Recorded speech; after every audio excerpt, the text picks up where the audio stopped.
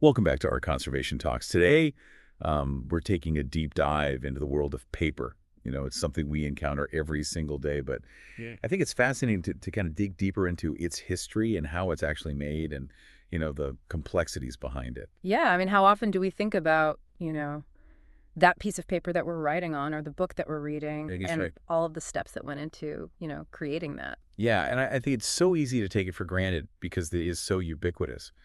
But before we had paper, people were using things like clay tablets and papyrus to record information. Can you I imagine? mean, that sounds really challenging to me. Yeah, like carrying around a clay tablet just to jot down your grocery list. Yeah, no thanks. So let's go back to the very beginning.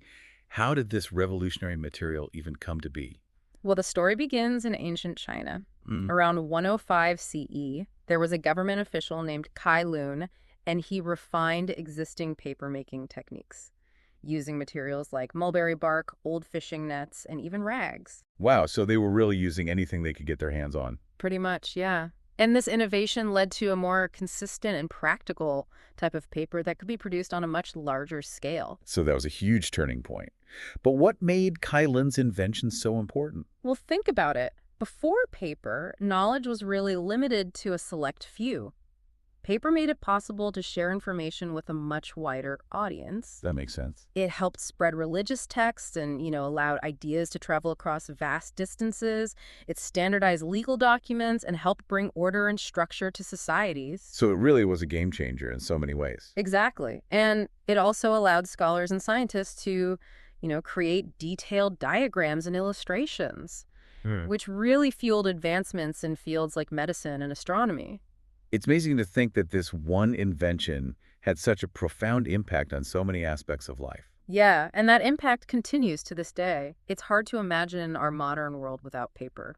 It really makes you look at that sheet of paper on your desk a little differently, doesn't it? It really does. So paper's journey didn't stop there, right? How did paper making spread to other parts of the world? It was largely through trade routes like the Silk Road. By the 8th century, papermaking had reached the Middle East, and Islamic scholars and artists really embraced the craft. They even started experimenting with new materials and processes and developed these beautiful papers with unique textures and finishes. So it became an art form in its own right. You can definitely say that.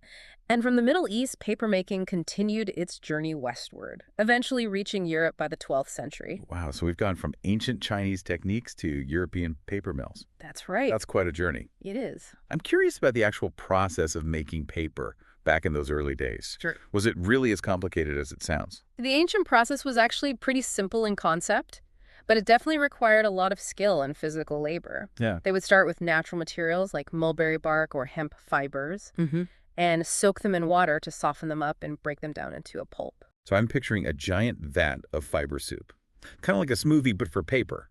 That's a great way to put it.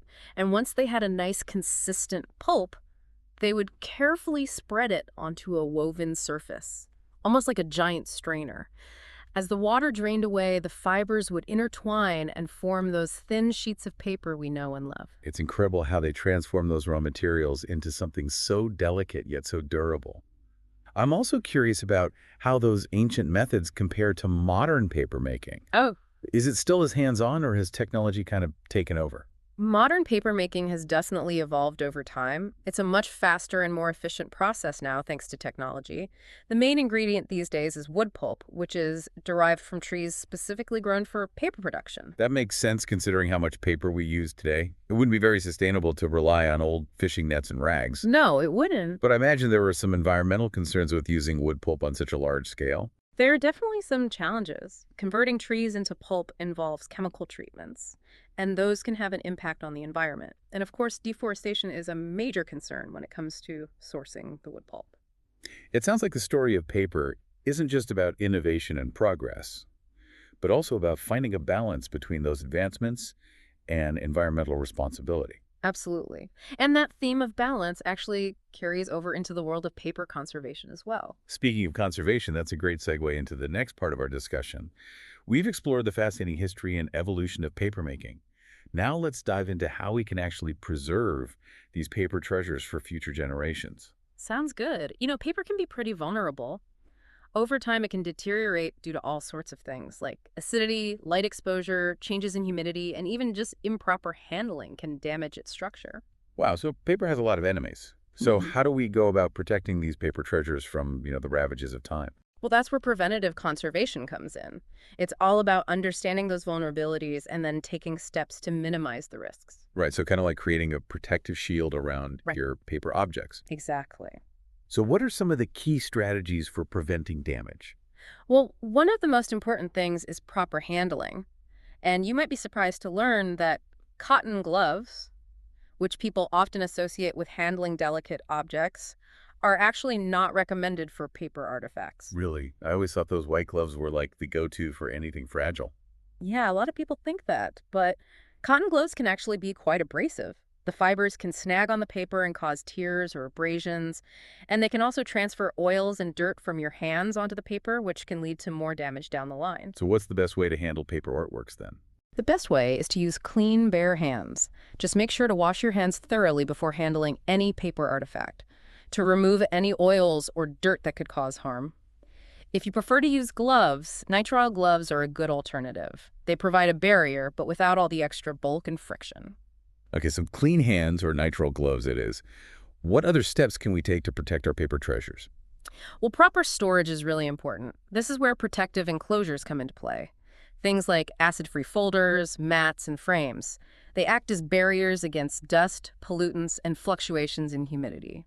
So those enclosures are kind of like creating a little safe haven for the paper. Exactly. And another important factor is light, especially UV radiation. That can really damage paper over time. So even just regular lamplight could be harmful. It can, yeah. UV radiation can cause fading, yellowing, and even make the paper brittle. So minimizing exposure to direct sunlight and strong artificial light is crucial. So what can people do to protect their paper from light damage? Well, using UV filtering glazing on frames can help. And being mindful of where you place lights in exhibition spaces can also make a big difference. So light is definitely something to watch out for. Are there any other environmental factors that we need to be aware of? Yes, temperature and humidity are also really important for preserving paper. Ideally, you want to store paper in a cool, dry environment with stable humidity levels. So no storing important documents in a damp basement or a hot attic. Right. Extremes in temperature and humidity can really damage paper. Too much humidity can lead to mold growth, which can stain and weaken the paper. And excessive dryness can make paper brittle and prone to cracking. So finding that sweet spot is key. Yeah, finding that balance is important. Are there any other threats to paper that we haven't talked about yet? There's one more that's often overlooked: pests. Insects and rodents can cause a lot of damage to paper objects. They might munch on them or use them as nesting material. I can't even imagine finding a mouse nest in a box of old letters. That would be heartbreaking. Yeah, it definitely wouldn't be good. So regular housekeeping and inspections are your best defense against pests.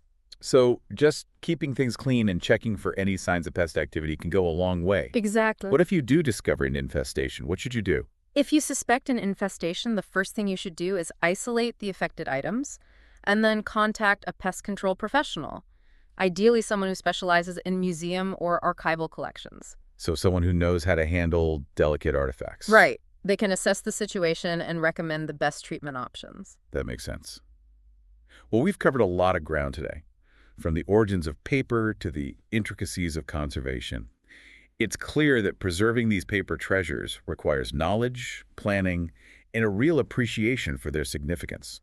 I agree. These objects hold stories, knowledge, and memories that connect us to the past. By taking care of them, we're ensuring that those legacies endure. So why should our listeners care about paper conservation? It's easy to kind of overlook just how important paper is in our lives, but when you think about it, every book, every document, every photo on paper, it all tells a story. Yeah, each piece of paper is like a little window into the past. And by learning how to take care of these objects, Hmm. we're basically helping to protect those stories for future generations. That's right. We become caretakers of history in a way. So the next time we're holding a book or a letter or even just a grocery list, maybe we should pause for a second and think about, its journey and how we can help preserve it. Exactly. Well, we've certainly covered a lot of ground today, from the ancient origins of paper making to the challenges of conservation. Yeah, it's been quite a journey. I know we'll never look at a piece of paper the same way again. And that's what's so great about these deep dives, you know? We get to explore these everyday things and discover all these hidden stories and complexities. So as we wrap up our deep dive into the world of paper, what's one final thought you'd like to leave our listeners with? Let's see. I'd say the next time you come across a piece of paper, whether it's a work of art or an old letter or even just a scrap of paper, take a moment to really look at it. Think about where it came from, the people who might have touched it, the stories it might hold, and then maybe consider how you can play a part in ensuring that its story continues to be told. That's a great takeaway. Thanks for joining us today for this fascinating exploration of the world of paper. Until next time, keep those paper treasures safe. And remember, every piece of paper has a story to tell.